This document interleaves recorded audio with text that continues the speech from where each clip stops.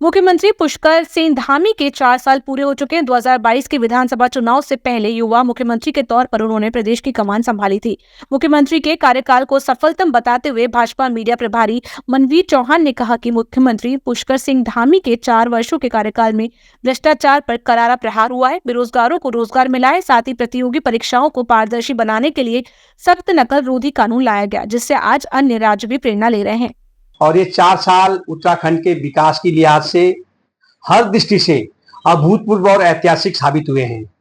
इन 4 सालों में जहां मुख्यमंत्री पुष्कर सिंह धामी जी ने उत्तराखंड राज्य को भ्रष्टाचार मुक्त राज्य बनाने की दिशा में कार्य किया है, वहीं बेरोजगारों को रोजगार देने की दिशा में भी उन्होंने कड़े कदम उठाए हैं और कई हजारों की संख्या में रोजगार देने का काम किया है। और देश का सबसे कठोरतम नकल कानून उत्तराखंड राज्य में लागू किया गया, जो अन्य राज्यों के लिए भी आज प्रेरणा का काम कर रहा है। और उस नकल विरोधी कानून के लागू होने के परिणाम स्वरूप आज करीब 25,000 से अधिक लोगों को सरकारी रोजगार देने का काम किया गया है। मुख्यमंत्री पुष्कर सिंह धामी ने देहरादून स्थित होटल में आयोजित नागर विमानन सम्मेलन 2025 में भाग लिया। इस अवसर पर केंद्रीय नागर विमानन मंत्री किंजरापो राममोहन नायडू भी मौजूद रहे। मुख्यमंत्री ने कहा कि सम्मेलन प्रधानमंत्री नरेंद्र मोदी जी के नेतृत्व में देश के नागर विमानन क्षेत्र में आई ऐतिहासिक प्रगति का प्रमाण है। उन्होंने कहा कि उड़ान योजना के माध्यम से छोटे शहरों और दुर्गम क्षेत्रों को हवाई संपर्क से जोड़कर न केवल आम नागरिकों के लिए हवाई यात्रा सुलभ हुई है, बल्कि स्थानीय अर्थव्यवस्था को भी मजबूती मिली है। मुख्यमंत्री ने कहा कि उत्तराखंड में वर्तमान में 18 हेलीपोर्ट्स का विकास किया जा रहा है, जिसमें से 12 पर सेवाएं प्रारंभ हो चुकी हैं। 24 और 28 जुलाई को होने वाले पंचायत चुनावों में जीत दर्ज करने के लिए मुख्य विपक्षी दल कांग्रेस लगातार काम कर रही है, जिसके चलते कांग्रेस पार्टी ने अब अपने प्रत्याशियों की दूसरी सूची भी जारी कर दी है। इस बात पर कांग्रेस पार्टी के वरिष्ठ प्रदेश उपाध्यक्ष सूर्यकांत धस्माना ने कहा कि हमने उधम सिंह नगर, पौड़ी, टिहरी, रुद्रप्रयाग, चमोली, पिथौरागढ़, बागेश्वर और नैनीताल जनपद के प्रत्याशियों की सूची जारी कर दी है। साथ ही उन्होंने कहा कि कुछ जनपदों की सूची बननी अभी बाकी है, जिन पर सहमति बनने की कोशिश की जा रही है और शाम या देर रात तक सभी प्रत्याशियों के नाम तय हो जाएंगे। देखिए, पंचायत चुनाव को लेकर के प्रदेश कांग्रेस कमेटी ने अधिकांश स्थानों पर अधिकांश जनपदों की लिस्ट जारी कर दी है। हमने आज उधम सिंह नगर की लिस्ट जारी करी है, पौड़ी के सभी ब्लॉक्स की हमने लिस्ट जारी कर दी है, टिहरी की हमने लिस्ट जारी कर दी है, रुद्रप्रयाग, चमोली, पिथौरागढ़, बागेश्वर, नैनीताल, इन सब जनपदों की लिस्ट जारी हो चुकी है। 1-2 जगह की लिस्ट बाकी है, वहाँ सहमति बनाने की कोशिश हो रही है। शाम तक देर रात तक हम लोग सारे लगभग नाम फाइनल कर देंगे और उनको घोषित। प्रधानमंत्री ग्राम सड़क योजना की क्षतिग्रस्त सड़कों और NRLM के संबंध में उत्तराखंड के ग्राम्य विकास मंत्री गणेश जोशी ने अपने आवास समीक्षा बैठक की। इस बीच गणेश जोशी ने कहा कि भारी वर्षा से हमारी 94 सड़कें बंद हो चुकी थी, जिनमें से 65 सड़कें अब खुल चुकी हैं, जिसके अलावा अन्य सड़कें समय पर खुल जाएं, इस विषय पर बैठक में चर्चा हुई। साथ ही उन्होंने कहा कि कई शिकायतें ऐसी भी आई है कि अधिकारियों द्वारा पुलों का निर्माण तो हो गया, लेकिन वहां पर कोई अप्रोच रोड नहीं बनाई गई है, जिसे देखते हुए तत्काल इन पुलों पर अप्रोच रोड बनाए जाने के निर्देश दिए गए हैं। हमारी 94 सड़कें बंद हो गई थी, जिसमें से 65 खुल चुकी हैं और वो सड़कें समय पर खुले, लोगों को दिक्कत न हो, इन विषयों पर बातचीत हुई। हमारे सचिव, हमारे CO, चीफ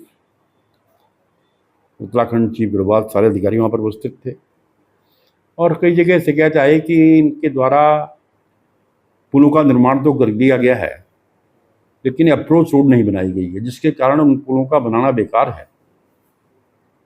कई माननीय विधायकों द्वारा उसकी शिकायत मुझे मिली थी, मैंने उसका संज्ञान लेते हुए उनको निश्चित किया है कि शीघ्र ही उनकी अप्रोच रोड बनाई जाए।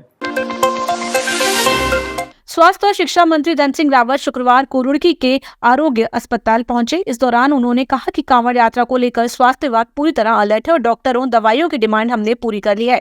साथ ही प्रदेश में नकली दवाओं पर लगाम लगाने को लेकर यदि कोई शिकायत मिलती है तो उसके खिलाफ सख्त कार्रवाई की जाएगी।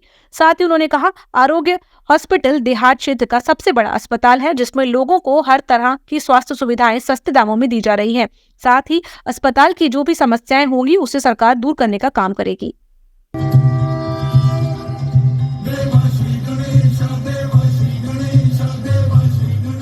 हमने पर्याप्त जितना जिला प्रशासन ने और पर्यटन विभाग ने और हरिद्वार जिले ने हमको पैरामेडिकल स्टाफ की डिमांड की है, डॉक्टरों की डिमांड की है, हॉस्पिटलों में संसाधनों की डिमांड की है, वो हमने पूरी कर दी है। मुझे लगता है कि किसी भी कांवड़ यात्री को कोई दिक्कत नहीं रहेगी। मंत्री जी, रुड़की एक ऐसा अड्डा बन गया है जहाँ पर नकली दवाइयों का बड़ा कारोबार हो रहा है, लेकिन उस और जो अधिकारी कार्रवाई करते हैं लेकिन उस पर लगाम लग पा रही है। देखिए, ऐसा है कि लगभग 450 दवाइयाँ सरकार की तरफ से निःशुल्क रोगियों को दी जाती है।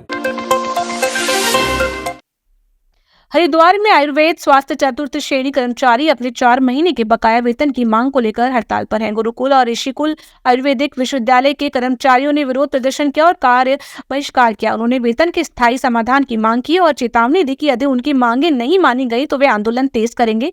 कर्मचारियों ने ओपीडी से लेकर एक ओटी तक मुख्य अस्पताल के गेट पर ताला लगा दिया। शिक्षक अपना अध्यापन कार्य छोड़ दिए हैं, वहीं चिकित्सकों ने भी ओपीडी बंद कर आंदोलन शुरू कर दिया। दूर दराज से आए कई राज्यों के मरीज परेशान हाल में दिखे। आने वाले दिनों में इसका असर कांवड़ मेले पर भी पड़ सकता है। वहीं आज आंदोलन के चलते मरीजों को वापस जाना पड़ा। तो सर 2009 से हम लोग यहाँ पे जो देख रहे हैं कि यही हो रहा है कि हमारा कभी वेतन नियमित नहीं आता है, कभी 3 महीने में, कभी 2 महीने में, कभी 4 महीने में, कभी 5 महीने भी हो जाते हैं। तो सर मैं ये कहना चाहती हूँ कि हमारा जो विभाग है वो माननीय मुख्यमंत्री जी के पास है, तो कई बार उन तक भी ये बातें जा चुकी हैं। कर्मचारी हमेशा धरनों पे बैठ रहा है, उन तक भी ये बात जा रही है। तो मैं माननीय मुख्यमंत्री जी से और शासन प्रशासन से यही गुहार करूंगी कि हम लोगों का वेतन नियमित दिया जाए, क्योंकि हम लोग बहुत परेशान हैं। ये जो हमारा वेतन 4-5 महीने में आता है तो हम कुछ नहीं कर पा रहे। हमारे बच्चे बड़े पीड़ित हैं। हम अपने बच्चों की जो है ट्रीटमेंट से संबंधित वो भी ट्रीटमेंट नहीं करा पा रहे हैं क्योंकि पैसे की कमी के कारण, क्योंकि हमें 5 महीने से 5वां महीना चल चुका है और 5 महीने से हमारे लगातार कंटिन्यू वेतन नहीं आ रहा है।